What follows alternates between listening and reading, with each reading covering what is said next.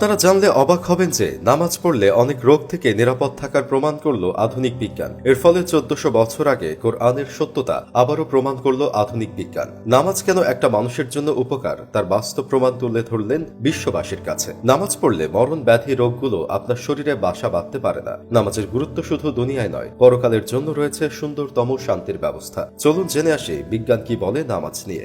সুস্বাস্থ্যের জন্য নামাজের কার্য করার জন্য অজু থেকে শুরু করে নামাজ আদায় সম্পন্ন হওয়া পর্যন্ত প্রতিটি কাজই মানুষের সুস্থতার সঙ্গে সম্পর্কিত।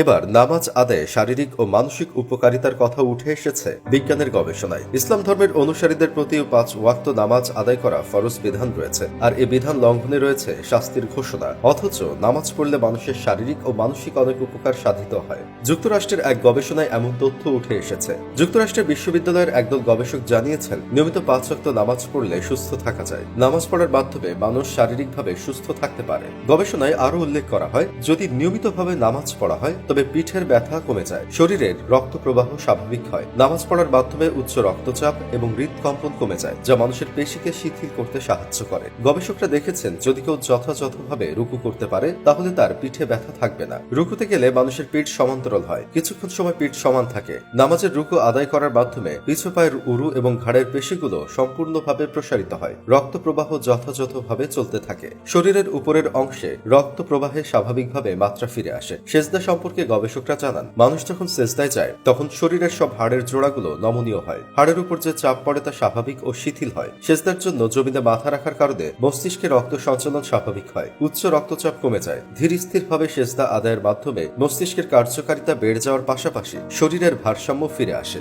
শ্বাস প্রশ্বাসের স্বাভাবিক গতি ফিরে আসে, মানুষ স্বস্তি লাভ করে। সুস্বাস্থ্য অসুস্থতার জন্য নামাজ অনেক উপকারী। নামাজের মাধ্যমে মানুষ আল্লাহর সন্তুষ্টি লাভ করে। কর্মক্ষম উজ্জীবিত মানসিকতা লাভে নামাজ আল্লাহর এক মহা নিয়ামত। তাই তো আল্লাহ তাআলা মানুষকে সার্বিকভাবে উজ্জীবিত করতে নামাজের প্রতি গুরুত্ব আরোপ করেছেন, আর তা না করলে শাস্তির বিধানও রেখেছেন। ইমাম যখন কুরআন তেলাওয়াত করে তখন মুক্তাদিররা গভীর মনোযোগের সঙ্গে তা শ্রবণ করে। এই তেলাওয়াত এবং শ্রবণের মাঝখানে একটি বিশেষ রকমের রশ্মি তৈরি হয়। প্রখ্যাত আধ্যাত্মিক বিষয়ক লিড পিটার বলেছেন, প্রতিটি শব্দ হচ্ছে একটি ইউনিট। এই ইউনিট থেকে তীব্র আলো বের হয়, সে আলো পজিটিভ এবং নেগেটিভ হয়ে থাকে। কোরআনের উচ্চারিত প্রতিটি শব্দই পজিটিভ। নামাজের উপর যখন সেই শব্দের প্রভাব পড়ে তখন তাদের বহু রোগ শেষ হয়ে যায়। রিসার্চ অফ স্পিরিচুয়াল ইজম গ্রন্থের লেখক বলেছেন, লোভ, লালসা, কৃপণতা, হিংসা, ঘৃণা, প্রতিশোধ গ্রহণ এরকম ঘৃণ্য অভ্যাসের কারণে মানুষ মানসিক রোগে আক্রান্ত হয়। তা থেকে মুক্তি পাওয়া মানুষের সাধ্যাতীত। একমাত্র মৃত্যুর মাধ্যমে মানুষ এসব রোগ থেকে মুক্তি পেতে পারে। কিন্তু এসব রোগে আক্রান্ত মানুষ যদি খুশু খুজুর সঙ্গে নামাজ আদায় করতে শুরু করে তবে শীঘ্রই এসব রোগ থেকে মুক্তি লাভ করতে সক্ষম হবে।